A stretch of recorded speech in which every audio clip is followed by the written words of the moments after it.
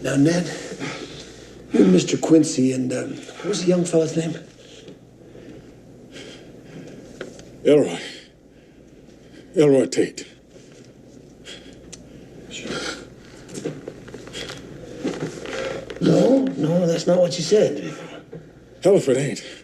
No, you said, Elroy Quincy out of Medicine Hat and Henry Tate out of Cheyenne. Hell if I did. Hell if I did. Alright folks, how you doing? Welcome back to the Mars Mystery.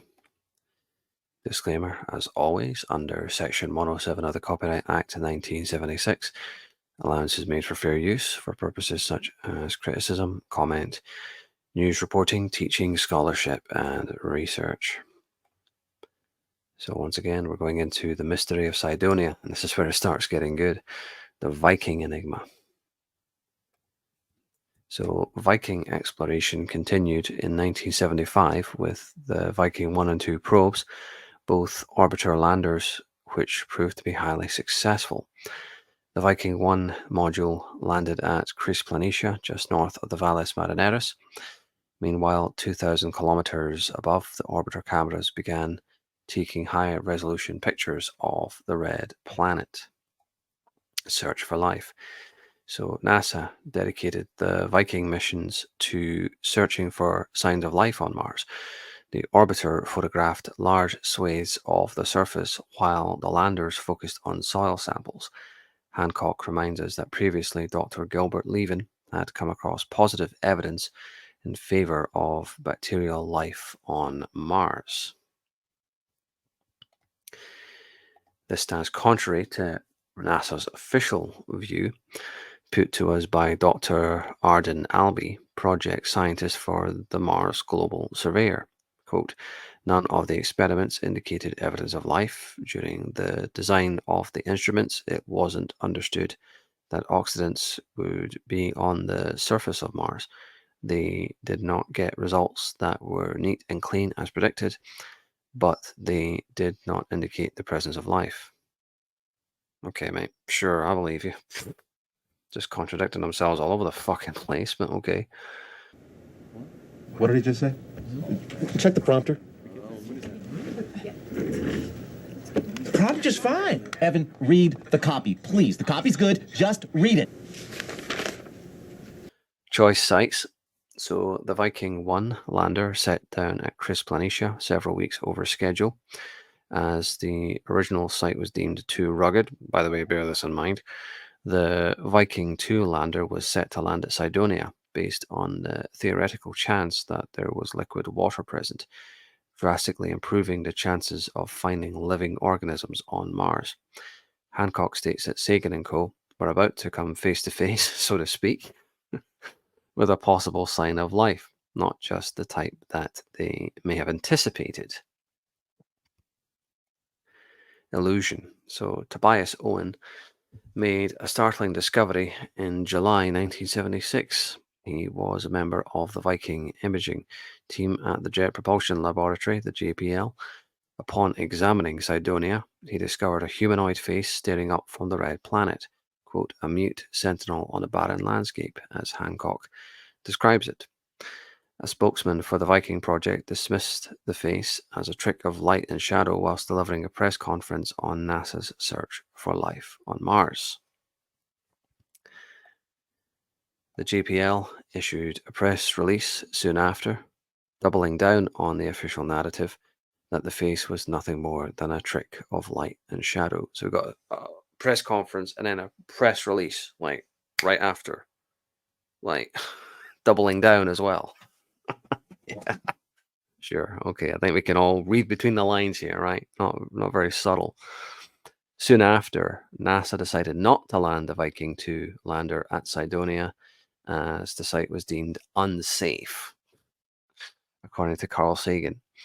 Additional landing sites were looked into which were fundamentally dissimilar to Chris and Cydonia. I mean, could they be any more obvious that they're fucking panicking at this point? Utopia. So the Viking 2 was set down at a very rocky site known as Utopia in September 1976. Hancock quotes James Hurtak in describing the site as, quote, an area of minor geological and biological significance. It was like choosing the Sahara Desert as a suitable landing site, but safe though. In other words, right, Carl?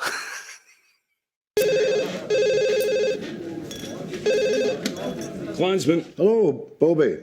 It's Jack here. Jack? Just calling to say we've arrived safe. That's us landed safe. Oh, hallelujah. You're safe. I mean, when was it you left? Yesterday? And you've landed now, and you're safe. Oh, well, thank God. We were worried sick. Everyone, it's Jack and Victor. They're safe. Bear in mind, let's go back a few slides here. The Viking 1 lander set down at Chris Planitia over schedule. The original site was deemed too rugged. The Viking 2 was set down at a very rocky site as Utopia. Okay, so the Viking 1, it was too rugged to land it, but the Viking 2 landed at a very rocky site. What the fuck? But at least it wasn't unsafe. Jack, you're safe. Don't you bloody start. Let's just land it in a pile of rock, because that worked out so well for the Mars 2 and the Mars 3 Soviet landers. You know, they just got smashed to bits. But as long as it's safe, though, you know. What the fuck? It couldn't be any more fucking obvious. Hancock's ripping them apart, and he's not even trying. Anyway, the lady doth protest too much. Hancock protests. Why choose Utopia over Cydonia when the former is bland and uninteresting, while the latter has rumours of water and the mystery of the face? There to the right.